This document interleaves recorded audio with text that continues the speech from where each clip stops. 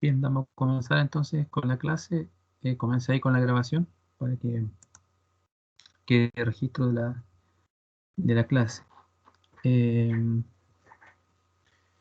bueno, de cosas administrativas, comentar un poquito que ya les subí el calendario de las pruebas, ya las evaluaciones. O sea, acordarse que son 2 pruebas y después un trabajo grupal, que es el último, son 3 evaluaciones. Entonces le subí en el mismo reco.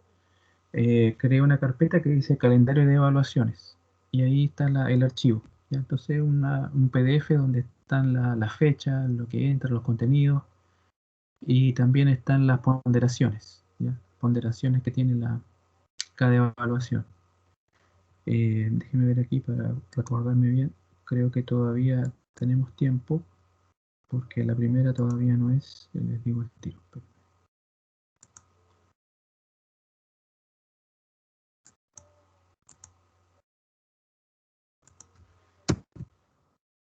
Voy a abrir un archivo aquí y les confirmo al tiro la fecha de la primera prueba.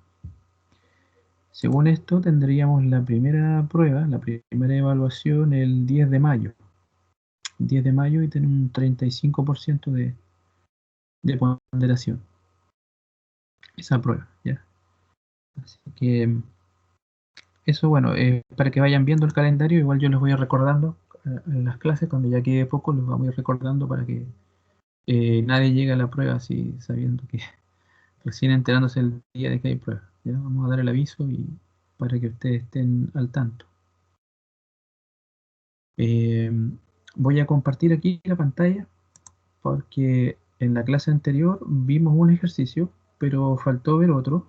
Y ahí me gustaría primero cerrar eso y después pasar a otros temas. Aquí estoy mostrando un archivo en PDF, no sé si lo ven. Precisamente este es el calendario de las pruebas, las evaluaciones. Sí se ve, profe. ¿Sí? Ok. Este es el que les digo que se lo subí al reco, donde viene la prueba, el contenido, la fecha y la ponderación que tiene. Bueno, dicho eso, voy a pasar aquí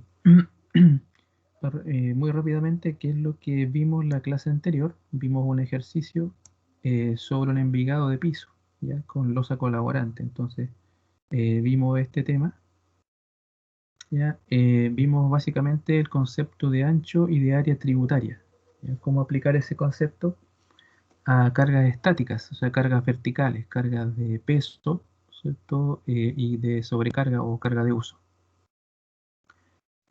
Entonces eso es lo que vimos, ¿ya? En el fondo, cómo hacer esa descarga, cómo son los modelos, ¿cierto? Que consideramos para hacer la descarga y cómo sabemos, por ejemplo, cuánta carga le llega a esta viga B1, ¿cierto? Cuánta carga y de qué tipo de carga le llega a la viga B2 y también a las columnas, ¿ya? Eso es lo que vimos en la clase anterior, en este ejemplo del envigado, ¿ya? Del envigado de piso.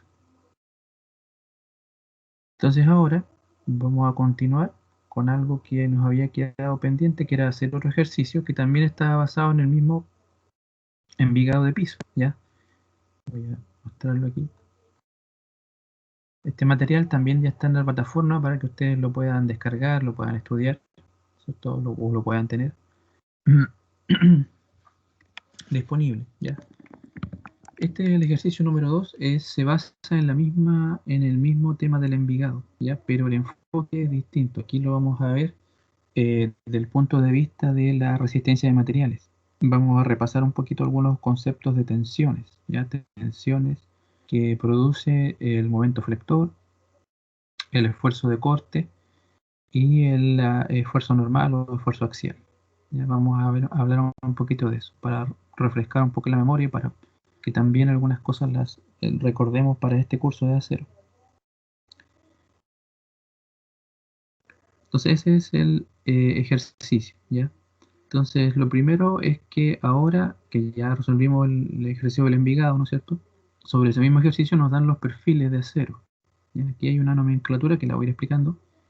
Estos perfiles se llaman IN, ¿ya? IN en este caso 35 por 46,9, 40 por 61,5, aquí entre paréntesis vienen las dimensiones en milímetros.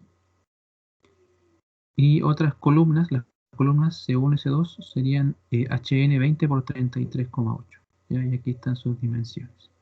Entonces, lo primero se le asignan unos perfiles, ¿cierto? Y se pide en la parte A determinar para la tensión máxima de flexión y de corte en la viga B1, y bueno, aquí no lo puse, pero también compararlo con ciertas tensiones admisibles, que aquí estoy dando los valores. ¿Ya? Una tensión es 0,6 FI de la tensión de flexión y la de esfuerzo de corte, el tau, la tensión admisible de 0,4 FI. ¿Ya? FI es la tensión de fluencia del acero, que ese es un dato que se puede sacar de aquí, de esta nomenclatura. Aquí está un tipo de acero que es el A270ES, y de aquí viene el dato de la fluencia, del valor FI, la tensión de fluencia. Y la parte C, determinar las tensiones normales en las columnas, ¿cierto? Con una tensión, para una tensión admisible de 0,8 FI. Entonces, vamos, como digo, a ver el mismo ejercicio, pero ahora con este enfoque, ya basado en determinar las tensiones y compararlas con ciertos valores admisibles. Ahora tengo que decir, sí, que el enfoque que se ve en la parte de diseño, en acero por lo menos, y bueno, también en hormigón armado, no es este enfoque de tensiones admisibles, ¿ya? El enfoque de tensión admisible es el típico que uno le enseña en resistencia de materiales, ¿cierto? La tensión admisible, el factor de seguridad, que uno divide la tensión máxima del material por un factor de seguridad y verifica que la tensión sea menor que ese valor admisible, ¿ya? Este es un método que en la parte de diseño ha quedado un poquito atrás porque ha venido otro método, ya es el método de tensión admisible, y el que ustedes van a ver en la parte de diseño en acero, en este curso, en teoría, va a ser un método que se llama LRFD, que es de método de factores de carga, ¿ya? Método de factores de carga. Entonces, el enfoque es un poco distinto porque ya no se verifican directamente tensiones admisibles, sino que se verifica lo que se llama el momento nominal o el momento admisible, por ejemplo, el esfuerzo de corte. Se ve la resistencia, pero a nivel no de tensiones, sino de esfuerzos. Esfuerzos máximos o esfuerzos admisibles, ¿ya? Entonces ese es el enfoque y es un poco distinto, pero igual algunas cosas nos sirven para entender un poquito el tema y para refrescar algunos conceptos de resistencia de materiales que igual son útiles, como el área, el momento de inercia y otros, ¿ya? Entonces, voy a explicar un poquito esta nomenclatura. Esta nomenclatura se usa sobre todo acá en Chile, ¿ya? En un libro que se llama el Manual ICHA, ¿ya? El ICHA es el Instituto Chileno del Acero, ¿ya? Y ha sacado en diferentes oportunidades manuales, ¿cierto? Con tipos de acero que se ocupan en Chile, tipos de perfiles, el diseño, etcétera. Es bien útil, ¿ya? Si alguien lo puede conseguir es bastante útil. Yo recomiendo una versión que es entre el año 2000 o 2001, ya que es bastante buena, o una más reciente que es desde el año 2008, ¿ya? Y ahí viene esta nomenclatura de los perfiles, ¿ya? ¿Qué es un perfil IN o HN? Es un perfil, como le llamamos, ¿no es cierto?, también a veces perfil I o perfil T, que tiene una forma así, ¿ya? Ese es un perfil tipo IN o HN, ¿ya? Ahí vamos a ver un poquito por qué se llaman unos IN y otros HN, ¿ya? Entonces, son este tipo de perfiles, así, ¿ya? Estos perfiles se forman con soldadura, ¿ya? Por lo menos aquí los que se hacen en Chile se sueldan. Se toman tres planchitas y se les aplica soldadura para formarlo, ¿ya? También hay otro tipo de perfiles importados en que en vez de soldar el perfil, se fabrica de una sola pieza con un proceso que se llama laminado en caliente, ¿ya? Y estos perfiles generalmente no se hacen acá en Chile, son importados, son perfiles norteamericanos o europeos, ya que se hacen así de una sola pieza con esta misma forma, ¿ya? Entonces, la principal nomenclatura que tienen estos perfiles es su altura, ¿ya? Su altura H, ¿ya? Entonces, en esta nomenclatura, por ejemplo, 35 significa que esta altura es de 35 centímetros, ¿ya? Y el otro índice es este que está acá, 46,9, indica el peso en kilogramos por metro, ¿cierto? ¿Cuánto pesa el perfil en kilogramos por metro? ¿Ya? Y lo otro era la altura en centímetros. Esos son los dos datos que se dan aquí, los datos principales, esa es la nomenclatura. ¿Y por qué se llama IN? Porque generalmente esta parte, la altura es mayor que esta otra dimensión, que es el ancho B. ¿Cierto? Además, bueno, hay otra nomenclatura, por ejemplo, a estas partes de arriba y de abajo se le llaman las alas del perfil, y la parte del centro se le llama el alma. Ya las alas son estas de aquí, y esta es el alma. Entonces un perfil IN es un perfil donde H es mayor que B, generalmente, ¿cierto? Un perfil IN. En cambio, un perfil HN es un perfil en que H es igual a B. Ya ustedes pueden ver aquí, ¿cierto? En la nomenclatura. Y bueno, otros datos que también se dan son estos, que serían el espesor de las alas. Generalmente eso se tiene una nomenclatura así, TF se le llama, espesor de las alas. Y el otro dato que necesitamos para completar toda la geometría es el espesor del alma. Se supone que estos perfiles son simétricos, tienen su eje de simetría aquí, ¿ya? Por lo tanto quedan definidos de esta manera, ¿ya? Entonces estos datos que aparecen aquí entre paréntesis son las dimensiones del perfil en milímetros, en milímetros. Entonces generalmente aquí me equivoqué, perdón. El primer dato que se da es la altura, ¿ya? Entonces lo que indica aquí es altura por ancho B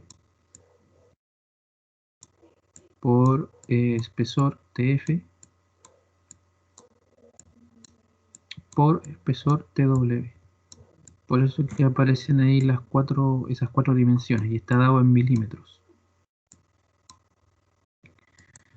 Entonces eso quiere decir esta nomenclatura, ¿ya? Y N35 ese es el peso y estas son todas las dimensiones. 350 milímetros de altura, 200 milímetros de ancho, 10 milímetros de espesor de las alas, ala superior e inferior, y 6 milímetros de espesor del alma.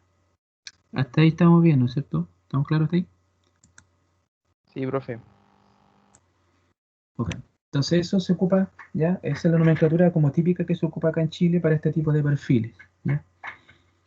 Y vamos a recordar ahora un poquitito de algunos temas de resistencia de materiales, ¿ya? Lo primero, recordarse de resistencia de materiales, que cuando teníamos aplicado un momento flector en una sección, se producen tensiones normales. eh, Hay un eje que se llama el eje neutro, que coincide con el centro de gravedad de la sección, con la mitad de la altura, si la viga es simétrica.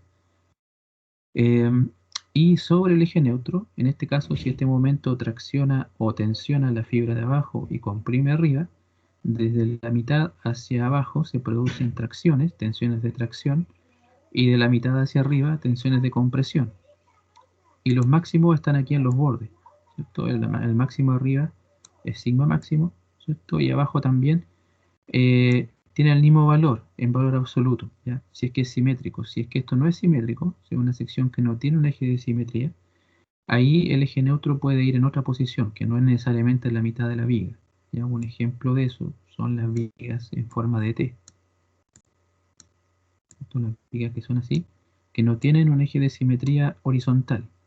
Entonces el centro de gravedad está como por aquí. No está en la mitad, está más pegado al ala de arriba.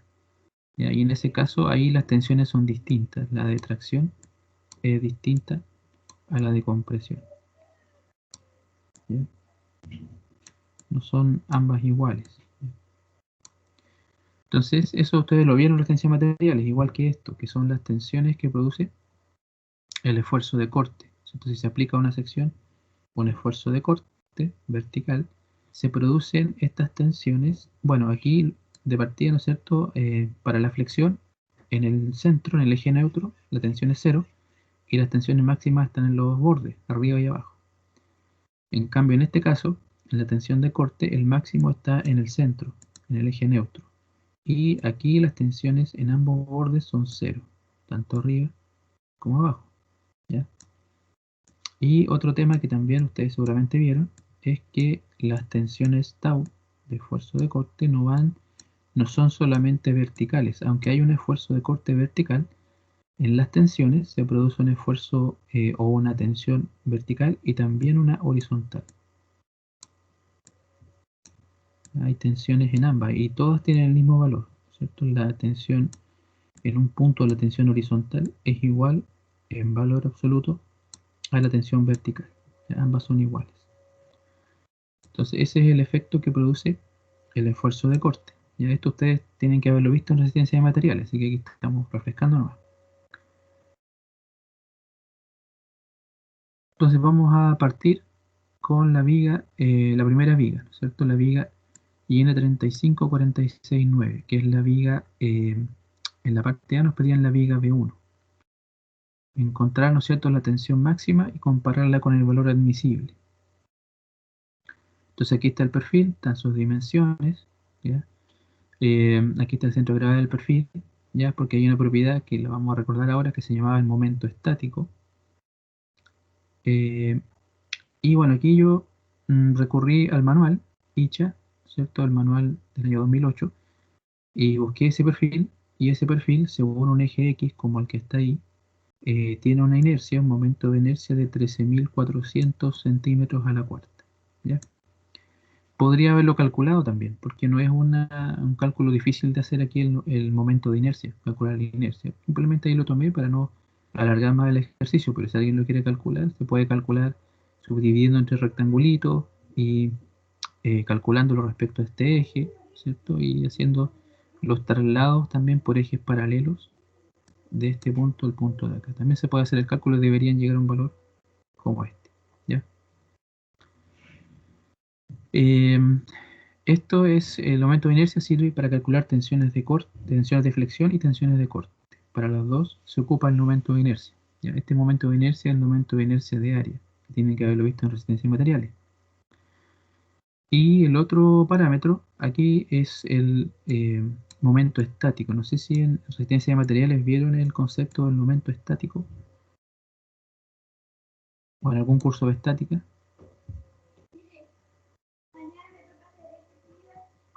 Este valor, aquí lo llamo Q, y se utilizaba para sacar las tensiones de corte. ¿Se acuerdan de ese concepto, no? El concepto de momento estático. Sí, profe. ¿Sí? Ya. Entonces, aquí, ¿no es cierto? Como quiero sacar la tensión máxima de corte aquí en el centro de gravedad, desde ahí hacia arriba se toma el área que queda encerrada por la figura, ¿no es cierto? Desde ese punto hacia arriba, que la voy a marcar aquí en rojo, y se hace el cálculo de sumatoria de áreas por distancias desde el centro de gravedad de cada figurita al centro de gravedad general, que sería este. Entonces ese es el cálculo que está hecho aquí. Esto, por ejemplo, el área 1 es de 20 por 1 y la distancia al eje X sería 16,5 más la mitad de 1. Está ahí, ¿ya? Y el rectángulo del centro sería el rectángulo 2. El área es 0,6 por 16,5 por la mitad de 16,5. ¿Ya? Entonces eso da 421,7 centímetros cúbicos. ¿Ya? Ahora hay algo que es interesante que se ocupa sobre todo para las vigas doble T y se ocupa harto en acero, que es lo siguiente. Hay un concepto que es bien útil que se llama el área del alma.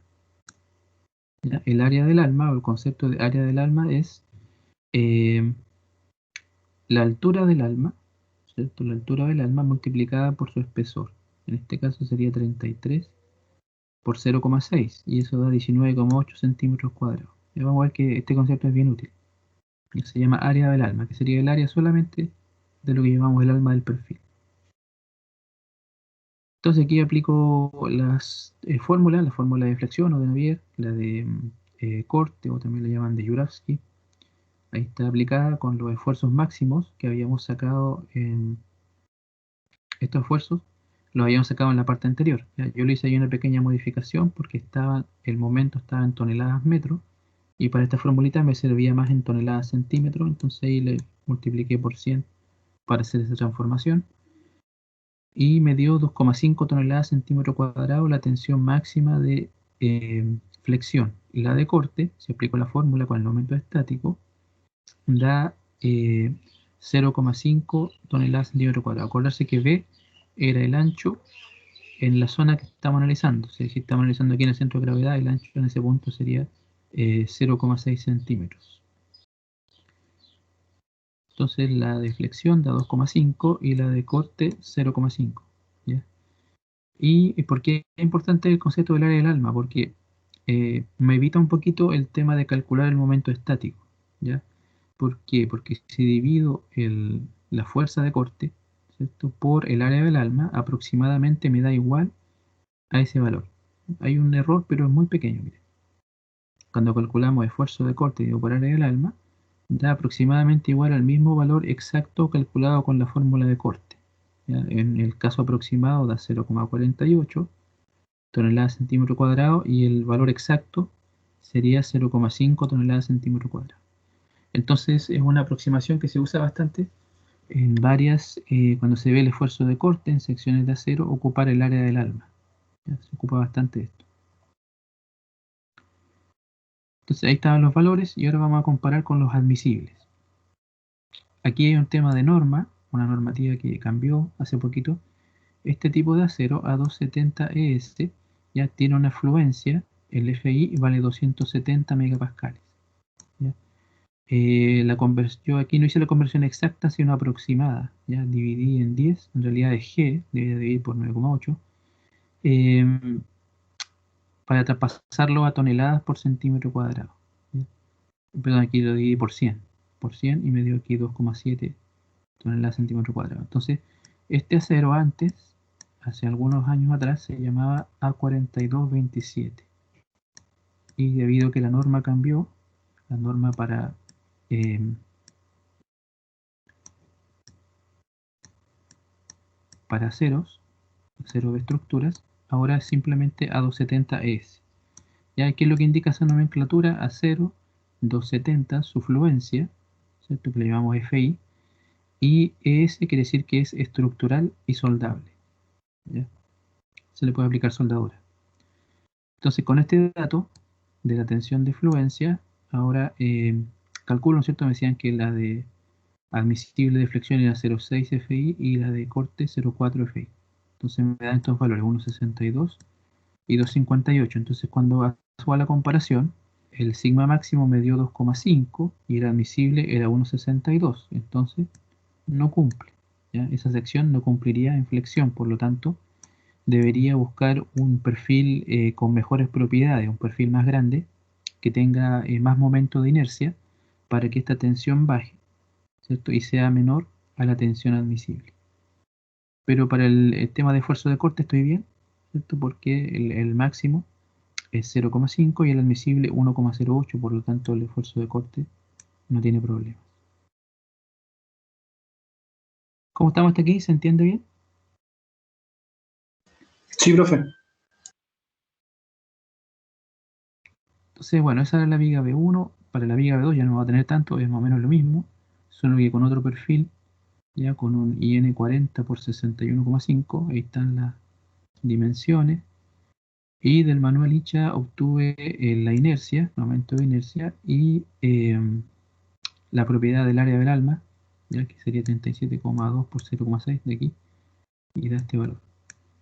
Entonces también hago lo mismo, es análogo, aquí me da 2,45 y ese valor tampoco cumple porque es mayor a 1,62. Por lo tanto, llego a una conclusión más o menos parecida que para este perfil, que no cumple en flexión, pero sí cumple en esfuerzo de corte. ¿Ya? ¿Para qué sirven estos manuales de acero? Para buscar perfiles con mayor inercia. ¿Ya? Por ejemplo, muy probablemente, si jugamos un perfil más grande, esta inercia podría valer, no sé, 25.000, 28.000, ¿cierto? Otro valor, de tal manera que va a bajar aquí la tensión máxima y se va a acercar al valor admisible. Entonces, cuando ya estoy con un valor por debajo del admisible, ahí podría tomar ese perfil como un perfil aceptable en un diseño de este tipo que es de tensiones admisibles. ¿Ya?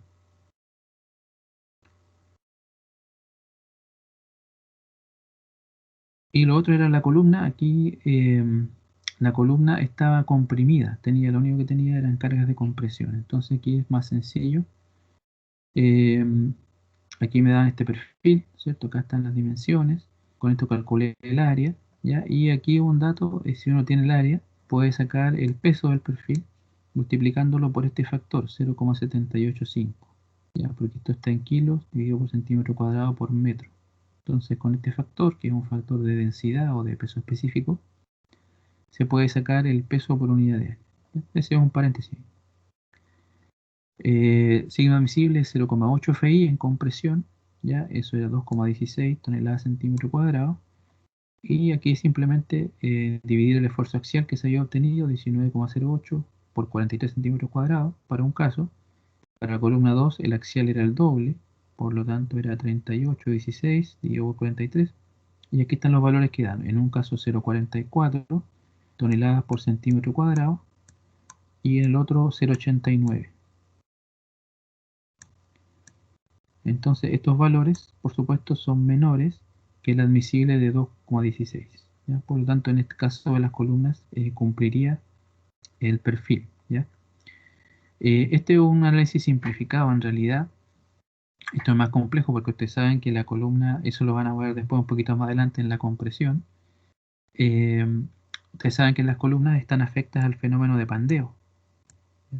Se pueden pandear lateralmente.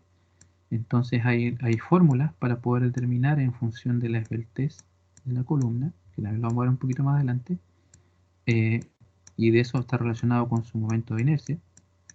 ¿Cuál sería la carga crítica? La carga crítica que tendría esto. Y en los diseños generalmente se le aplica la carga crítica a un factor de seguridad para poder diseñar por debajo de la carga crítica, ¿ya? De modo que la carga máxima sea menor a una carga admisible, que es la carga crítica dividido por un factor de seguridad. Ese es un tipo de diseño que se hace y tiene que ver con el tema del pandeo. Me imagino que en resistencia de materiales habrán visto algo de pandeo, ¿no? Pandeo de columnas en compresión. Sí, profe. En ¿Sí? estructura 1. Pero ya. Entonces, ahora lo van a profundizar. Ya en acero, todos estos temas se profundizan. Ya el tema del de la carga máxima admisible. ¿Ya? Entonces, este era como un ejercicio bien sencillo, que era como un complemento y para poder reforzar algunos temas de resistencia de materiales. ¿Ya? Más que nada eso es. Pero acordarse que también, si bien este es el enfoque clásico de los diseños, ahora en la actualidad hay otro enfoque, que es el enfoque LRFD, ¿ya? O método de factores de carga, método de factores de carga. Entonces, ese método eh, no considera directa, está metido de alguna forma la tensión admisible dentro de lo que se considera, pero en general no considera directamente la tensión admisible, sino que más bien los esfuerzos admisibles, ¿ya? Si lo pudiéramos comparar. En vez de calcular tensión admisible, calcula algo parecido al axial admisible, el esfuerzo de corte admisible, el momento flector admisible, ¿ya? O si lo lleva al tema de la rotura, ya se ve lo que son los momentos nominales que se llaman, ¿cierto? Esfuerzo de corte nominal y esfuerzo axial nominal, ¿ya? De esa forma se trabaja generalmente en el método del RFD.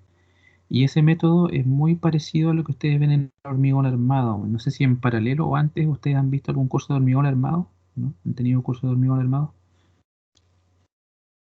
¿O lo tienen en paralelo con esto? En paralelo, profe. En paralelo, ya. Entonces, tanto, el enfoque tanto para acero como para hormigón armado es ese método, que en hormigón se llama método de rotura o método de diseño último, ya en acero método del RFD, pero es lo mismo, apunta a lo mismo, ya que eh, no se trabaja directamente con el enfoque clásico de tensiones admisibles, sino que se calculan esfuerzos máximos, que serían las resistencias que puede tener el elemento, ¿ya? Como les mencionaba, momento máximo o nominal, eh, esfuerzo de corte máximo o nominal y esfuerzo axial, ya sea de tracción nominal o compresión nominal.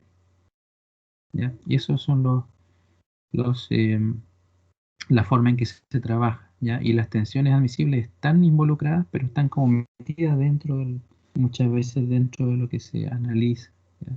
Y enfocándolo aquí en acero, lo que vamos a ver, lo que seguramente el profesor Peñalosa también está viendo, gran parte del curso es enseñarles a diseñar elementos de acero para distintas solicitaciones, ¿cierto? Diseñar elementos de acero al principio para tracción y compresión, después para flexión, esfuerzo de corte seguramente, y después esfuerzos combinados de, por ejemplo, compresión y flexión, o tracción y flexión, ¿ya? Y eso es, en el fondo, gran parte de este curso se enfoca en esa parte, ¿ya? En cómo determinar la resistencia de un perfil para cada uno de ellos, de esas solicitaciones, y después compararlo con los esfuerzos que se obtienen del análisis de una estructura. Bien, vamos a hacer un pequeño alto, no mucho porque no tenemos tanto tiempo, hasta las 12:05. ¿Ya? Así que vamos a dar 5 minutos, si alguien quiere tomar agüita, hacer algo, y volvemos a las 12:05. ¿Vale? Ya, profe.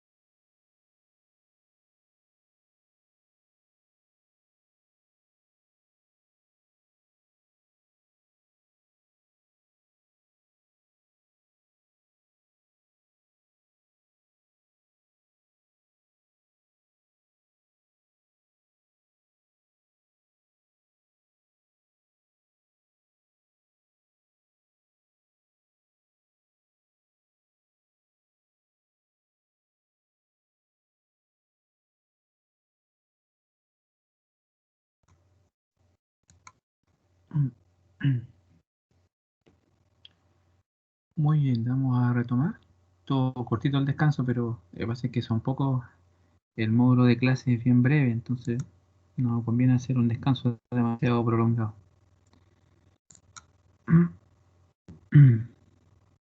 Entonces vamos a ver ahora otro ejercicio, ya que está orientado más a entender ahora cómo funciona un galpón, estructura metálica, ya cómo funciona desde el punto de vista estructural. No sé si ustedes alguno conoce la estructura tipo galpón o ha visto galpones de acero, ¿se ha fijado?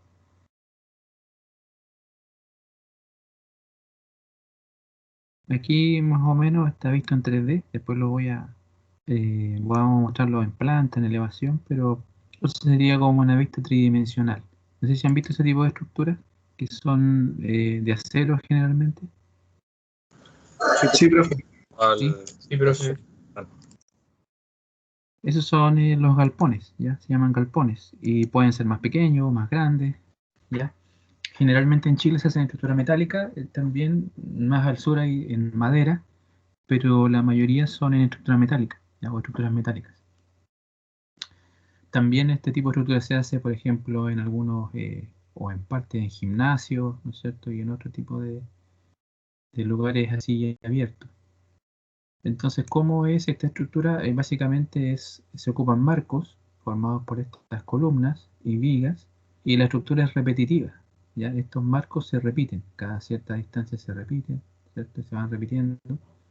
eh, y, ¿no es cierto? Son módulos que generalmente, como es la estructura metálica viene lista a terreno, soldada, y hay que montarla, eh, apernarla, ¿no es cierto? Colocarla a plomo aquí en estos ejes, ¿no es cierto? Y el montaje en la construcción de esto es relativamente rápido. Entonces esta es una típica estructura de galpón, ¿ya? Y vamos a ver ahora cómo funciona esto desde el punto de vista estructural, ¿ya? Cómo funciona la estructura. Aquí marqué un poquito más destacado lo que es la estructura. Las barritas o las líneas son como el esqueleto, ¿cierto? El esqueleto resistente. Eh, Está formado por estas columnas, ¿no es cierto? Por las vigas, que serían estos elementos inclinados, que le dan la inclinación al techo, ¿ya? Y hay algunos elementos adicionales. Por ejemplo, aquí estoy suponiendo que todas las columnas están rotuladas en la base, tienen este tipo de apoyo que es un apoyo articulado. Ese apoyo permite el giro, ¿ya? Permite que la columna gire en torno a ese punto, lo que lo hace diferente del apoyo empotrado, ¿ya? O fijo. ¿Qué otra característica más?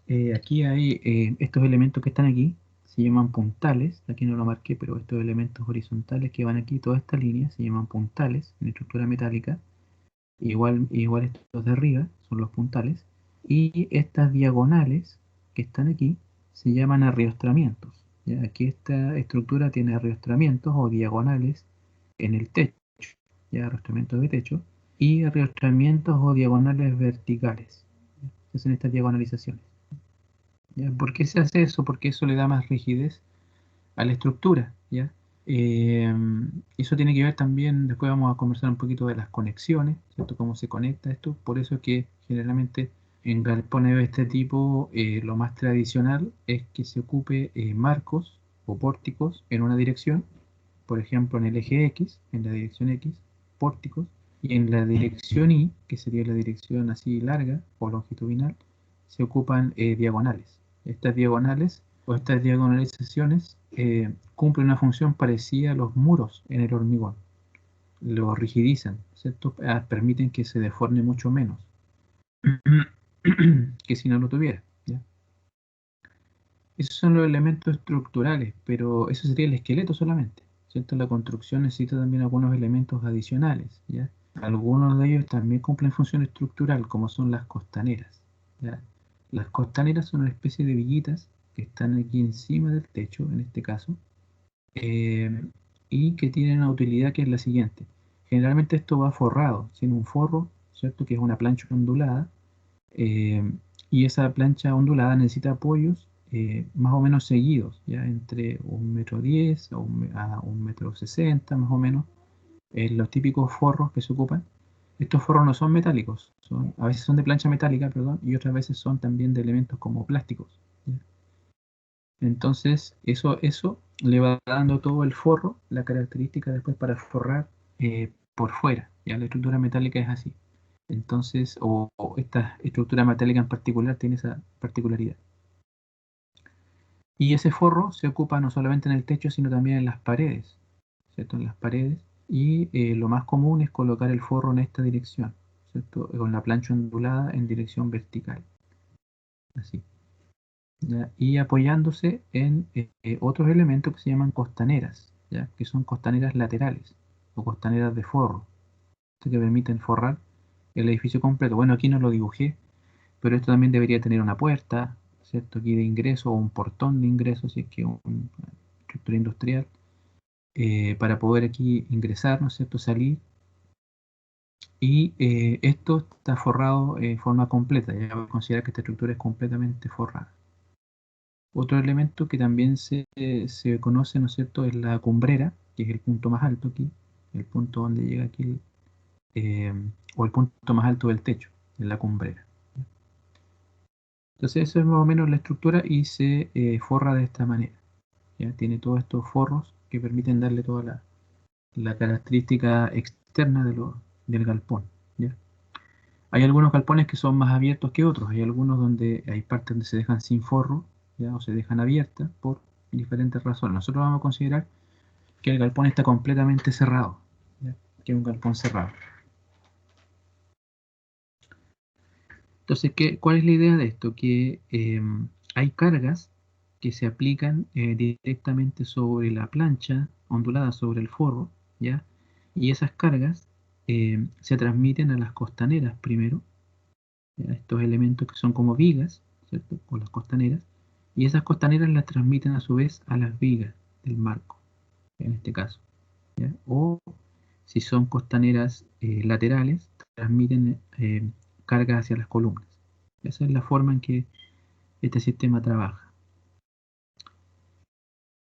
No sé si tienen alguna consulta sobre esto. Queda más o menos claro como la idea general de cómo trabaja un galpón. Sí, profe, se entiende, gracias.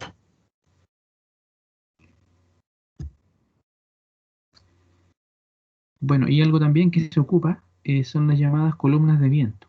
¿Ya? Vamos a explicar un poquito más adelante porque ahora sí viene ese nombre, ¿ya? Que es una columna que está aquí y que su única finalidad es, como dice su nombre, resistir carga de viento. ¿Ya? Por eso se llaman, generalmente cuando se colocan estas, se llaman columnas de viento.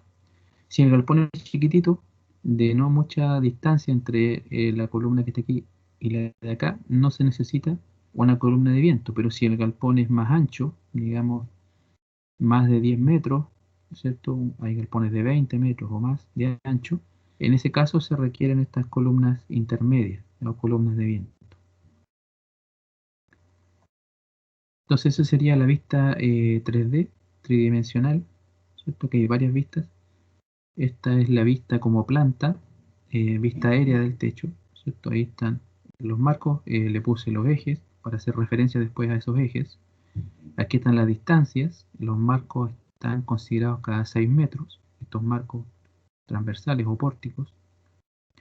Estas son las columnas de viento, ¿cierto? Aquí la línea del centro representa la cumbrera, punto más alto, ¿cierto? Y en la otra dirección están, en total hay 15 metros, ¿cierto? Hasta la mitad 7,5, de acá 7,5, y las costaneras, que son estos elementos, van separadas cada 1,5 metros, ¿cierto? Cada metro y medio. Eso sería visto de la planta, de techo, ¿ya? Si lo miramos ahora, por ejemplo, en los ejes transversales, el 1 y el 5 son los dos forros, digamos, del galpón. Entonces tienen que llevar su forro y por eso es que tienen costaneras laterales, ¿ya? Aquí yo dibujé un poquitito cómo es el sistema, ya con costaneras laterales y costaneras de techo. Las costaneras generalmente se ocupan perfiles de este tipo, o perfiles canal, o perfiles que son canal, pero que tienen además unas pestañitas así. ¿Ya? Algunos de estos dos perfiles se ocupan como costanera. Generalmente Se prefiere más esto, ¿ya? Aunque en otros países ocupan más de esto, se prefiere más este porque evita un poquito la acumulación de agua por algunos otros temas prácticos y porque tiene las propiedades un poquito mejores, su área y sus propiedades geométricas son un poquito mejores de este perfil que del perfil canal. ¿Ya? Estos perfiles generalmente también son perfiles pequeños que se fabrican en base a doblado. Se doblan planchas. Se tiene una plancha, ¿cierto? Y esa plancha se dobla en frío, se va doblando hasta darle la forma final, ¿cierto? Que es la forma de un perfil canal. ¿Ya? Bueno, aquí están todas las dimensiones, 7,5 metros, la altura 8 metros, hasta esta columna más bajita, a la columna más alta 0,75 adicional, ¿ya? Y ahí están las dimensiones. Entonces estas costaneras se colocan así y el forro se coloca encima. Y con eso se permite forrar todo lo que es el galpón. La idea de esto era mostrarles un poquito cómo es en la práctica, ya cómo se ocupa y cómo se utiliza en la práctica. Y los ejes longitudinales, estos serían el A y el B, aquí están. ¿Ya? Y aquí también están las costaneras laterales, ¿no es cierto? Las diagonales y las distancias correspondientes, cada 6 metros, ¿cierto? Y acá en total son 8 metros, ¿cierto? Y se coloca esto así. ¿Qué cosas hay ahora ya mirando un poquito más la estructura? Eh, Tenemos acá columnas y vigas. Aquí estoy suponiendo que todo esto es continuo, que quiere decir que no hay rótulas, ¿ya? Salvo aquí abajo en los apoyos. Y quizá acá arriba, como lo vamos a ver un poquito más adelante, esa columna vamos a considerar la que está ahí rotulada en la parte de arriba. Y en el resto, por ejemplo, aquí en este nudo hay continuidad, ¿ya? Continuidad. Entonces no hay ninguna rótula. En cambio, en la dirección longitudinal es común que estas conexiones no sean conexiones muy fuertes, sino que son conexiones más bien débiles que uno las puede considerar como rótulas, ¿ya? Todas estas conexiones. Lo único que es continuo sería esta columna, ¿cierto? Que no se corta, esta columna de acá, esta columna de aquí, ¿ya? Y todas las otras conexiones uno puede considerar que son conexiones rotuladas, ¿ya? ¿Qué es lo que pasa en este caso? Que ante cargas laterales, si ustedes hacen el análisis de la estructura, los elementos que más carga van a tomar, o sea, esa carga lateral la van a tomar mayormente las diagonales. Y el resto de los elementos va a quedar bastante aliviado, en el sentido de que sus esfuerzos van a ser mucho menores frente a una carga lateral. Los esfuerzos los van a tomar estas diagonales que estoy colocando aquí. Entonces, esa es generalmente la forma de trabajar cuando hay diagonales. Entonces, estas diagonales toman eh, gran parte de la carga lateral. Lo toman aquí las diagonales. Ok, ahí expliqué la forma general de trabajo, ¿cierto? De este galpón y vamos a ver distintos aspectos de esto, ¿ya? Entonces, este galpón vamos a estudiarlo sometido a cargas de peso, sobrecarga, aquí dice sobrecarga, se refiere a sobrecarga de techo, y viento. Vamos a hablar un poquitito de la carga de viento, ¿ya? En forma sencilla. Después dice, considere una carga de peso adicional de sobre el techo de 30 kilos por metro cuadrado, se refiere al peso de las costaneras, los forros, todo eso, 30 kilos por metro cuadrado, y considere para la carga de viento los siguientes parámetros. ¿Cierto? Aquí dicen unos parámetros que son para la carga de viento de acuerdo a la norma 432 del año 2010. ¿Ya? Aquí ocurrió algo que, bueno, para el profesional que estamos más en el área, esta norma del 2010, la 432, había una norma antigua, 432 de viento del año 72, que su forma de aplicar las cargas es mucho más sencilla que esta carga de esta norma del año 2010. Esta norma 2010 está basada en una norma norteamericana relativamente nueva, que es la norma AC7, que es bastante compleja la aplicación de cargas de viento, ¿ya? Entonces se nos complejizó harto el asunto de la carga de viento, ¿ya? Entonces yo lo que voy a explicar son algunos conceptos generales aquí, para que ustedes tengan la noción, la idea de cómo funciona la carga de viento. Y la norma en sí es más compleja, mucho más compleja, está llena de casos especiales y cosas. Es una norma que se complejizó bastante, la verdad, la norma de viento del año 2010 respecto a la norma que teníamos antes, que era del año 72. Entonces aquí hay una presión básica de viento, que voy a explicar después a qué se refiere esa presión, factores de forma, ¿ya?, asociados al viento o a la carga de viento con los valores que están aquí, tanto para viento en dirección transversal como para viento en dirección longitudinal. Vamos a ver lo que alcancemos a ver para que explicarlo bien en esta clase, y lo que ya no alcancemos lo vamos a ver en la clase siguiente, ¿ya?, para terminar cerca de las 12:50. Les iba a hacer una consulta. Ustedes tienen clase después en ese horario de 1 a 2:30. En mi caso sí, profesor. En todo caso, sí, ya, Igual, profe. ya. Ok, para tenerlo presente, ya para terminar entonces las 12:50. Entonces, para esta estructura, ¿qué es lo que se pide? Determinar primero la sobrecarga de techo, según la norma 1537. Vamos a trabajar con la norma 1537 para determinar la sobrecarga de techo. Después determinar las cargas de peso y sobrecarga que actúan en las costaneras. Vamos a ver la carga que le llega a las costaneras de techo. Después, la parte C, determinar las cargas de peso y sobrecargas que actúan sobre los marcos transversales intermedios de los ejes 2, 3 y 4. ¿Ya? Y bueno, si alcanzamos, vamos a ver, yo creo que vamos a alcanzar como hasta el punto C o D, ¿ya? Determinar las cargas de viento en la dirección X, que actúan en los marcos transversales intermedios, las cargas de viento en la dirección Y, ¿cierto?, sobre los marcos longitudinales, y las cargas de viento sobre la columna de viento. Entonces, vamos ahí a hacer un pack más o menos completo de cargas que actúan sobre diferentes elementos del galpón.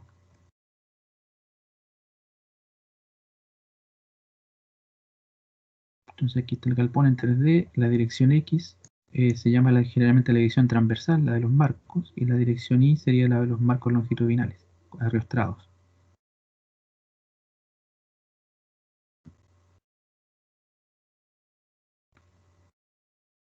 Entonces vamos a partir explicando un poquito el uso de la norma, la 1537 del año 2009. Esta norma se actualizó en 2009, ¿ya?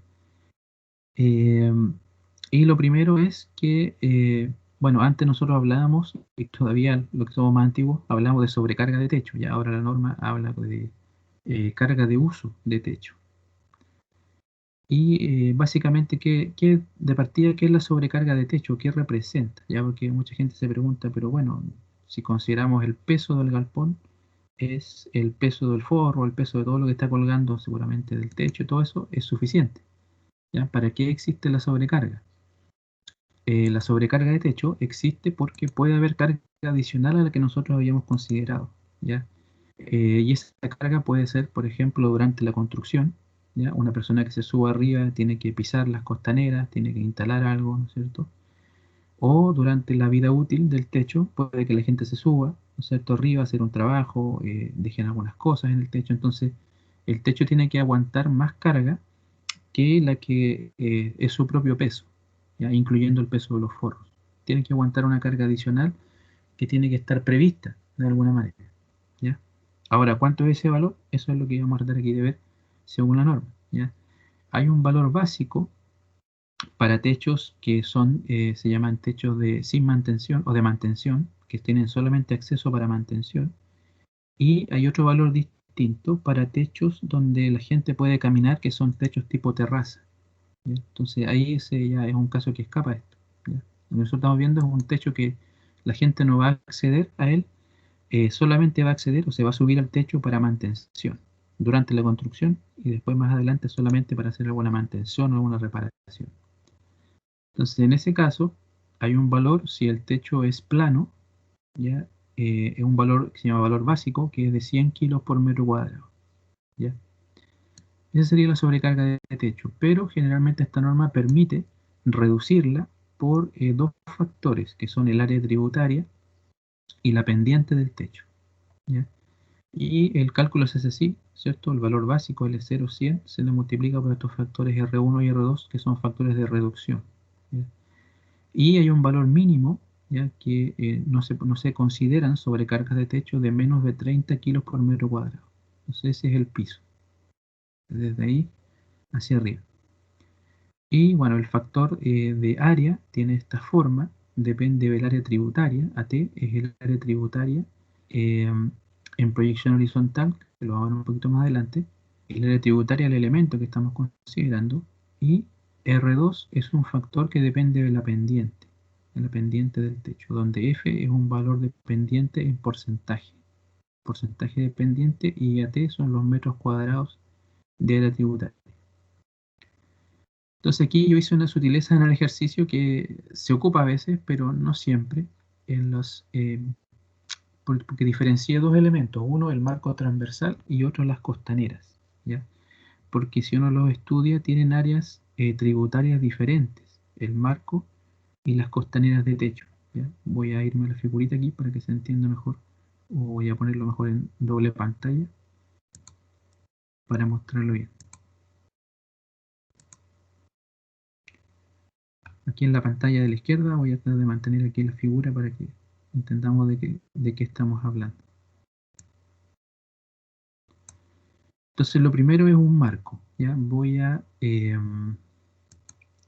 achurar aquí más o menos cuál sería el área tributaria de un marco. Los marcos están cada 6 metros. Un marco le llamamos aquí a la columna, la viga y la columna que está aquí.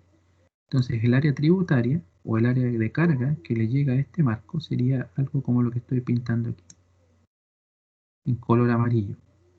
Ese sería el área tributaria a un marco, ya que considera que el marco siguiente, si esto lo divido en 2, 3 metros van al marco siguiente y 3 metros van al marco que estoy considerando. Si considero esta franjita de carga, 3 metros van hacia este marco y 3 metros hacia el otro. ¿Ya? Por lo tanto, el área tributaria, esto es así, ¿cierto? Por un concepto parecido al área tributaria estática que vimos en la clase pasada. Y aquí tengo un ancho de 6 metros en total. 3 metros y 3 metros, lo que da 6 metros de ancho. Ese sería el área tributaria a este marco que lo voy a marcar de inmediato. El marco que estoy marcando aquí en color rojo.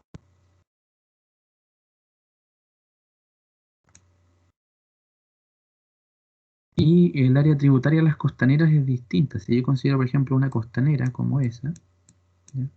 Voy aquí a poner su área tributaria, es un área mucho más pequeña.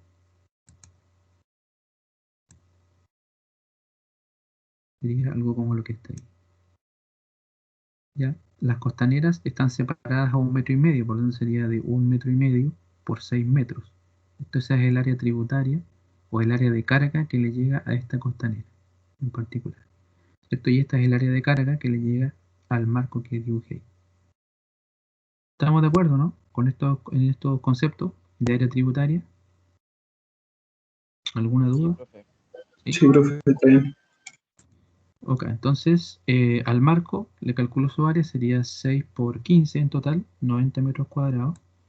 Y a la costanera, acordarse que la área tributaria, la costanera está inclinada en realidad, ¿ya? Y nosotros lo calculamos en proyección horizontal, quiere decir esto, que lo calculamos considerando así, no el largo inclinado, sino que el largo recto. Entonces, como esto es 1,5 metros, sería 1,5 metros por 6, esa sería el área tributaria de una costanera, ¿ya? Y la pendiente del techo, aquí nosotros habíamos dicho, ¿no es cierto?, que esto tiene 7,5 metros hasta aquí, y entre el punto más bajo del techo y el punto más alto hay una diferencia de 0,75. Entonces la pendiente es simplemente 0,75 dividido en 7,5, eso da 0,1, y en porcentaje sería una pendiente del 10%. Entonces con esos cálculos, ¿ya? Aquí ustedes ven la diferencia, ¿no es cierto? Que al marco son 90 metros cuadrados de la tributaria y a la costanera son 9 metros cuadrados.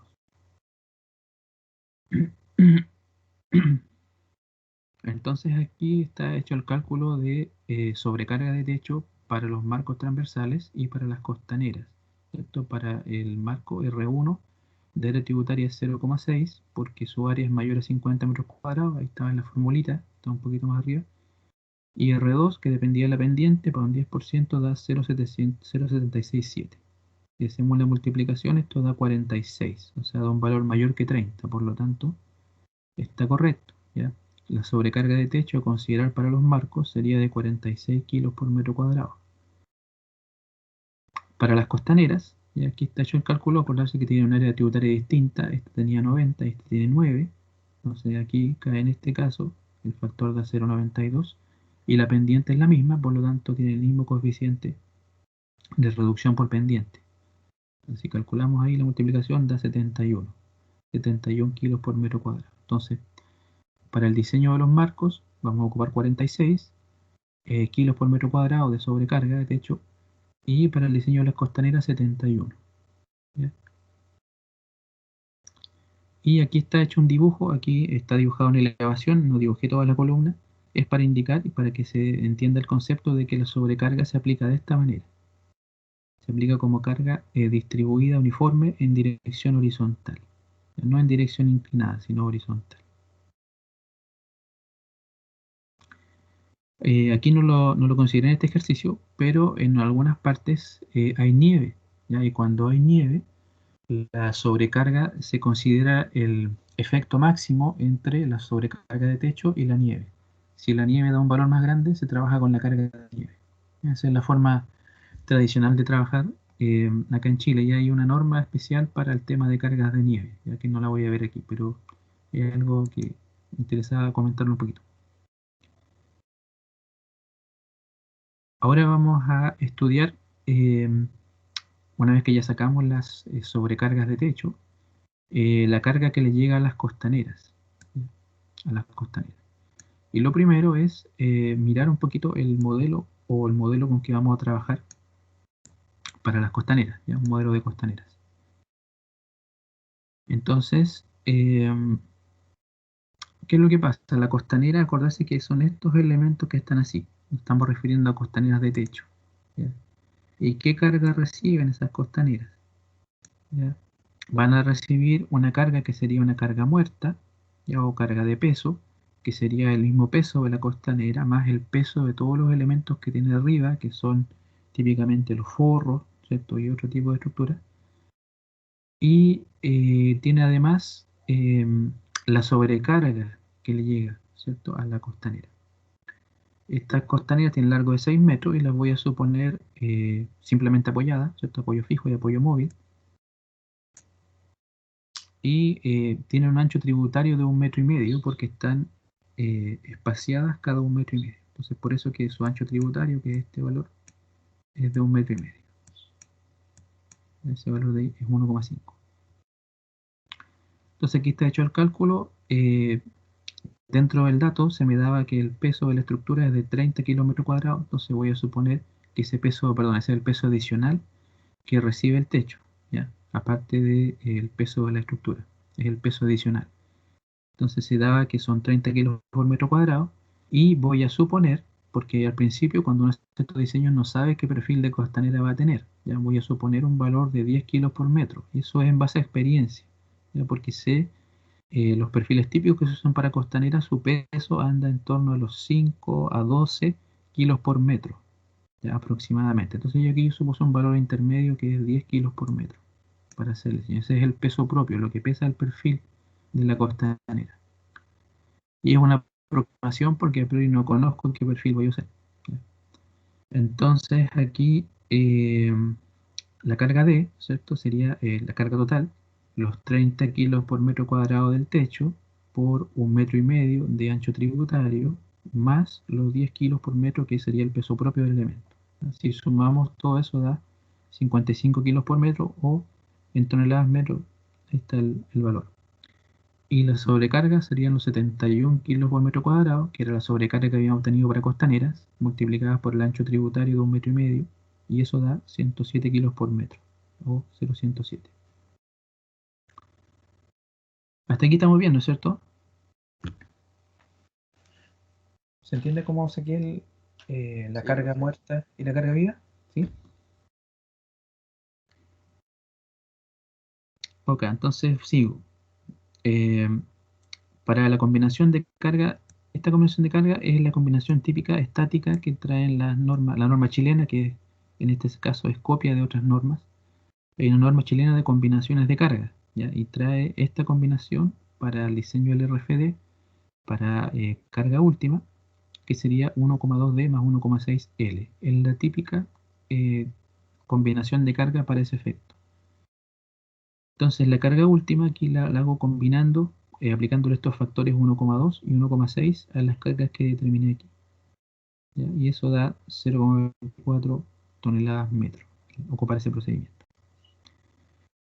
Entonces aquí viene una discusión que también es importante, que ustedes lo van a ver también quizá en algún ejercicio a lo largo del curso, que es la siguiente: las costaneras de techo van sobre superficies inclinadas y toda esta carga que nosotros asumimos es una carga vertical aplicada sobre el elemento. Entonces, ¿qué es lo que sucede en la práctica? Que esta carga vertical, aplicando alguna geometría, puedo descomponer ese vector de carga vertical en dos vectores de carga según los ejes del elemento. ¿Ya?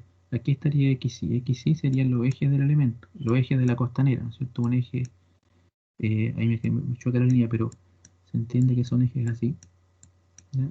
De la sección de la costanera. Entonces, ¿qué es lo que pasa? Que la carga vertical para esa costanera que va inclinada se traduce en dos cargas. Una carga, ¿ya? Si le llamamos a este el eje X y al otro acá el eje Y, que en realidad lo puse ahí, pero es lo mismo. Una carga, ¿no es cierto?, sería según el eje X, Q último X y Q último Y. Entonces la costanera tiene dos cargas, una carga que así va según el eje Y y otra según el eje X, la que tiende a volcarla o a llevarla hacia abajo. Y los valores aquí los calculé ocupando las funciones seno y coseno, ¿cierto? En base a este triangulito, que es un triángulo que se ocupa harto en física también, para problemas de planos inclinados. Así que no me voy a tener mucho en eso. Aquí están las cargas, ¿cierto? Calculadas según X y según Y. Según X es chiquitita, ¿ya? Y más grande en Y, que es más parecida a la carga original, que eran 0,24, si no me equivoco, toneladas metro, 0,24. Entonces, ¿qué es lo que pasa con las costaneras? Que tiene carga aplicada según dos ejes, ¿ya? Eso en resistencia de materiales se le llama flexión biaxial, ¿ya? O flexión según dos ejes principales. Entonces tiene uno análisis en la dirección Y, ¿ya? Y otro análisis en la dirección X, ¿ya? Entonces en la dirección Y, aquí están 6 metros, QI, aplico la fórmula típica QL cuadrado octavo y me da el valor. En la dirección X me voy con un poco de cuidado, ¿ya? ¿Por qué? Porque aquí yo no lo dibujé para no complicar el tema, pero en la práctica hay elementos que se ocupan para sostener las costaneras que se llaman colgadores, que son como unas barritas de fierro redondo que van colocadas entre costaneras, ¿ya? Se coloca acá un perno, ¿cierto? Otra cosa, y que sirven para sostener el techo. Esas barritas se colocan así, lo voy a ir dibujando aquí, ¿ya? ¿Y por qué se colocan? Porque ayudan a mantener la costanera en posición durante la construcción y también durante el uso, porque estos como tirantes evitan que la costanera se caiga, vaya hacia abajo. Entonces estos se colocan generalmente en la mitad de la costanera o a los tercios. Entonces, si esto tenía, aquí estoy suponiendo que se coloca en la mitad, ¿cierto? En el centro. Se coloca este tirante y ese sería como una especie de apoyo para la costanera, que la apoya en la dirección X. La dirección X era esta dirección así.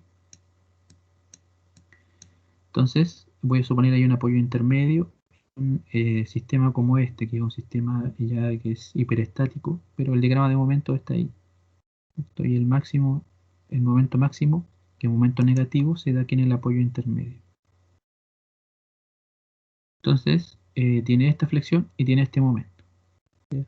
Entonces alguien puede preguntar, pero profe, ese momento es insignificante al lado del otro, ¿ya? Lo que pasa es que además en el eje X las propiedades de la costanera, su inercia sobre todo, es mucho más pequeña que la inercia en el otro lado.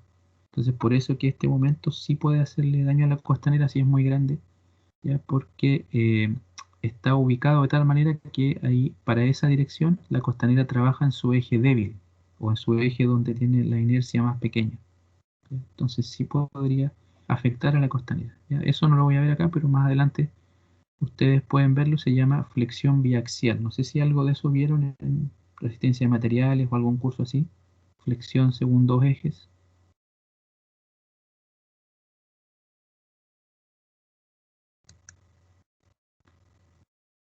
Al menos yo no me acuerdo, profe. ¿No? Ya. ¿Pero se entendió la explicación que dije recién? sobre las dos direcciones que tiene la costanera. O sea, este efecto se produce netamente porque está sobre un plano inclinado, nada más que por eso.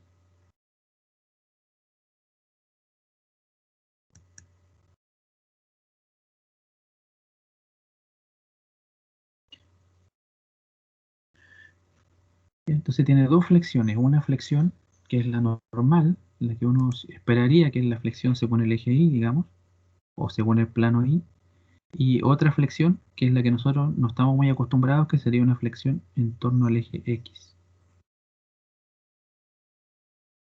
¿Ya? Vamos a seguir profundizando en eso un poquito más adelante, pero por lo menos es importante incluir esto para que vayamos ya procesando el hecho de que estas costaneras, por estar en planos inclinados, tienen esta configuración. ¿Ya? Este tema de la flexión biaxial es un tema que probablemente no alcanzaron a ver en resistencia de materiales porque son temas avanzados donde a veces falta tiempo entre tanto tema para ver esto. ¿Ya? Lo más probable es que no hayan llegado hasta ahí porque no daba el tiempo para poder ver eso, pero aquí aprovecho de explicar este tema. No sé si quedó con esta explicación más o menos claro la forma de trabajo de la costanera. Sí, profe, se entiende.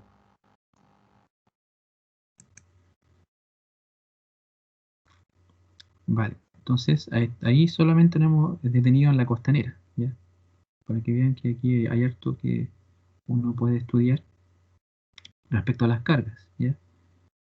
Y en lo que me quedan como 10 minutos, yo creo que voy a ver esto y voy a introducir quizá la carga de viento. ¿Ya? Ahora vamos a ver carga estática sobre los marcos transversales, sobre estos marcos. ¿Ya? ¿Qué carga tienen? Cargas verticales, mejor dicho. Las cargas verticales, ¿no es cierto?, serían las de peso propio. Aquí dibujé primero lo que se llama el peso propio, el peso de la propia columna, ¿no es cierto?, y el peso de la propia viga. Este es un problema que es típico del diseño, que uno no conoce a priori estos pesos. ¿Por qué no los conoce? Porque todavía no ha diseñado. Entonces la pregunta es cómo le da valores. Se asigna eso generalmente en base a experiencia, ¿ya? A la experiencia de la persona, ¿cierto? Decir, bueno, aquí en un galpón parecido, aquí trabajamos un perfil IN 40 por tanto, y acá en las vigas trabajamos en un IN 30 por tanto. Entonces en base a eso se puede dar valores iniciales y después, si los pesos que uno obtiene o los elementos son mucho mayores a los que había supuesto, tiene que hacer algunas correcciones acá, aumentarle el peso, ¿no es cierto? Y volver a hacer los cálculos, iterar un poquito, ¿ya? Pero si es una persona con más experiencia, ojo a mirar si mira, en una estructura similar ocupamos tales y tales perfiles y más o menos deberían dar en base a eso los pesos que están aquí, ¿ya? Después de esto está la carga QD2, que sería la carga adicional, que representa, acuérdense, el forro y otros elementos que cuelgan del techo, a veces luminaria y otras cosas, que están expresados como en kilos por metro cuadrado, ¿ya? Y después vendría la sobrecarga de techo, ¿ya? La sobrecarga de uso del techo, que está acá arriba. Entonces lo que llamamos cargas permanentes o cargas muertas involucrarían todas estas que están aquí. Involucraría el peso propio y además el peso, porque también hay una carga de peso adicional que tiene el techo. ¿Ya? Lo demás son sobrecargas de uso. ¿Ya? Y esa generalmente se ocupa la letra D y para las sobrecargas de uso la letra L. Esto viene del inglés, carga muerta y carga viva en inglés. Profe, Entonces, ¿sí? ¿las costaneras no quedan como cargas puntuales sobre el marco? Buena pregunta. Sí, si aquí este modelo es un modelo más grueso, ¿ya? Pero es el que se ocupa en la práctica. Uno podría hacer un modelo más fino, ¿ya? Más fino y considerar lo que dice el compañero. Considerarlo así como muchas cargas puntuales en la llegada de cada costanera, ¿cierto? Ocupar aquí varias cargas puntuales. ¿Ya? ¿Qué es lo que pasa en la práctica? Que muchas cargas puntuales, o cuando hay muchas y esta separación es pequeñita, uno eso lo puede aproximar como una carga repartida. ¿Vale? Entonces, esto sería más exacto, digamos, una mejor aproximación. Pero en la práctica muchas veces también se ocupa así, ¿ya? Como carga repartida, porque Si son muchas costaneras, este efecto es muy parecido al efecto que se obtendría haciéndolo de esta manera. Por lo tanto, esta sería una aproximación más fina y esta una aproximación más gruesa. No sé si ahí queda más claro. Sí, profe, pero entonces sí se consideraría para el cálculo. Por lo O menos lo que hago yo generalmente, porque yo me suelto en la práctica, generalmente yo lo ocupo como carga de esta manera.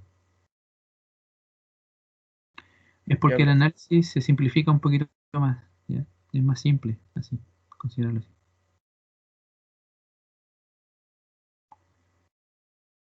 Entonces, como le decía, aquí para conocer cuántos son los pesos, yo supuse, hice un supuesto, ¿ya?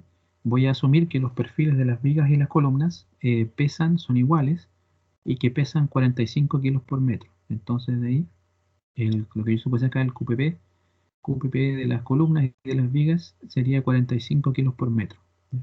Ese dato después había que corroborarlo. Una vez que uno termina de hacer el diseño, a ver, me dio un perfil, no sé, si los perfiles me dan, por ejemplo, de menos de 45 kilos por metro, claro, podría refinar el cálculo, pero no es tan necesario.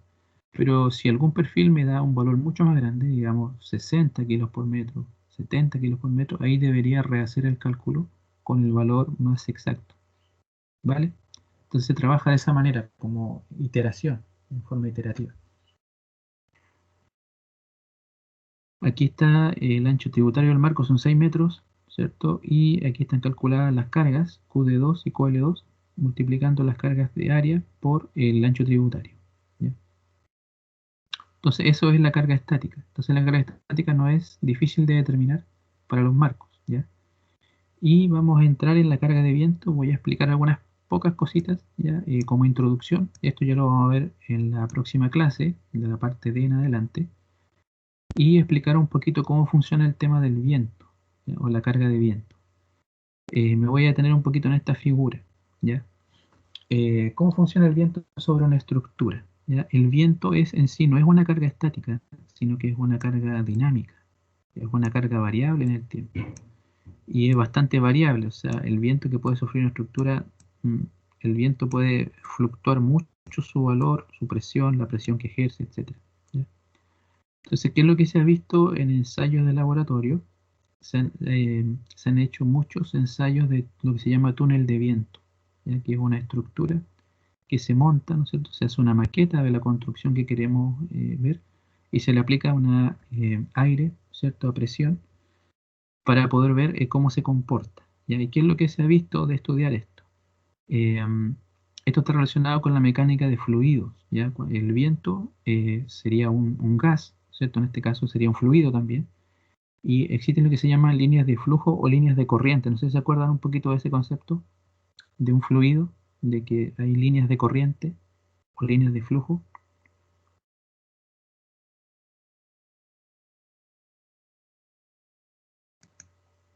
Eso tienen que haberlo visto en mecánica de fluido, hidráulica, algún curso así.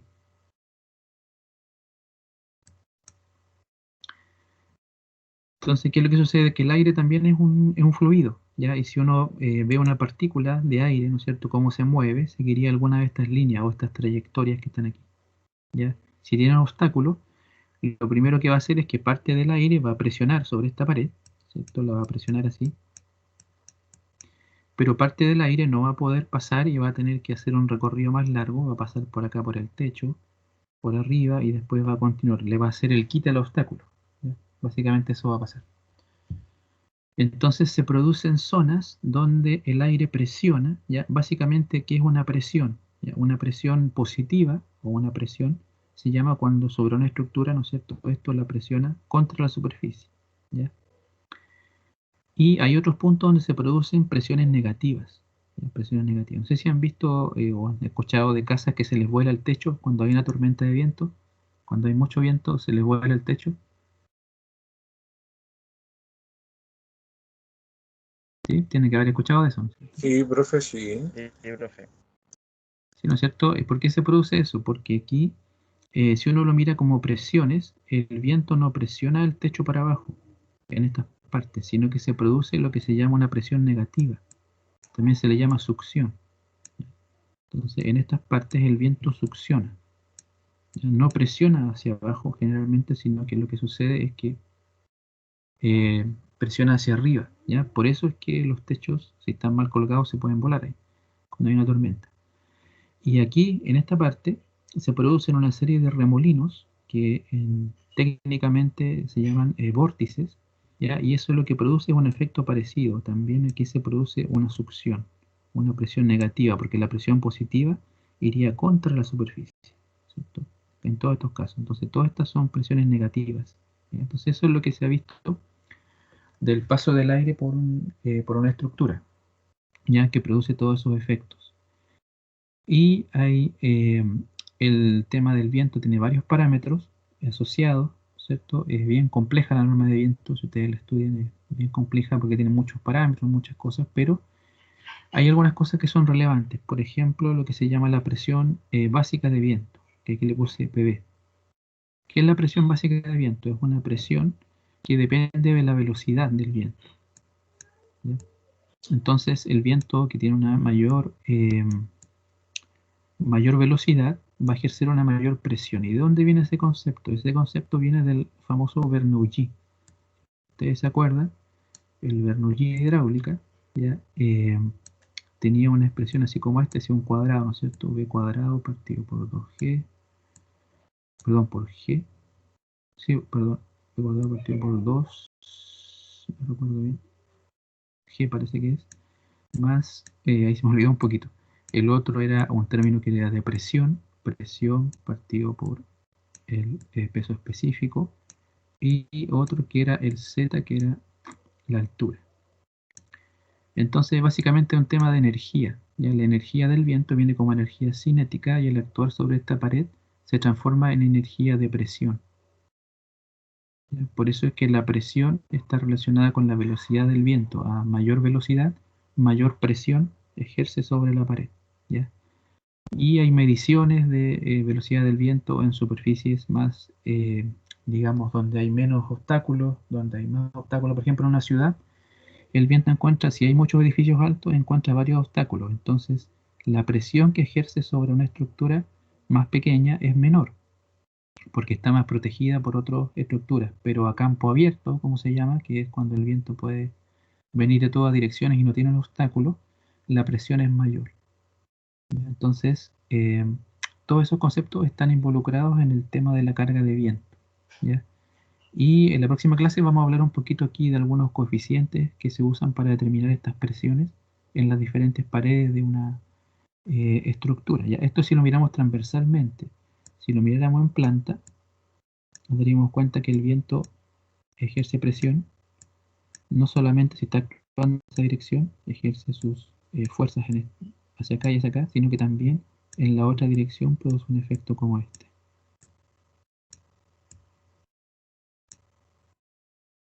Tiende a producir todo ese efecto. Así que bueno, lo voy a dejar hasta aquí. Espero que haberles causado, por ejemplo, haberles por lo menos interesado en el tema del viento. Como digo, la norma actual es bastante compleja, así que nosotros vamos a ver el ejercicio de un punto de vista más sencillo para que la aplicación no sea muy complicada, ¿ya? Complicada de hacer. Eso es, no sé, ¿tiene alguna duda, alguna consulta, aunque no sea de esto, de otros temas del curso?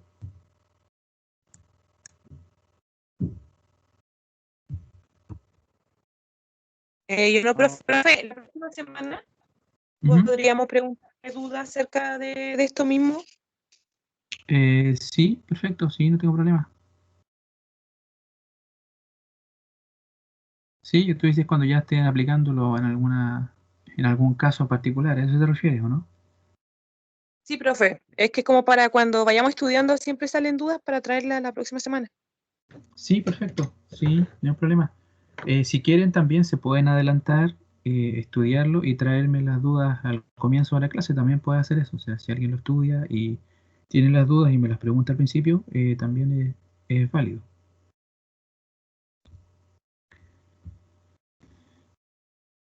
Bien, espero que hayan quedado conceptos generales más o menos claros. No sé si quedó claro el tema del galpón, la estructura, cómo funciona una estructura de galpón, así a grosso modo.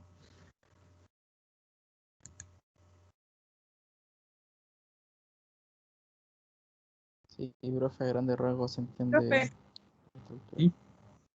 Ok. Lo menciono porque esa es la estructura más común que se ocupa en estructura metálica, los galpones. Son lo más común, por lo menos acá en Chile. En edificación comercial e industrial son lo que más se usa. Bien, vamos a dejarlo hasta aquí entonces y nos veríamos ya en la próxima clase, el próximo lunes. Eso sería. Nos vemos entonces, que estén bien. Ya, Chao, profe, profe. gracias. Chao, profe, que lo vaya bien. Chao, chao. Gracias. Chao, nos vemos. Chao, profe, cuídese. Nos vemos.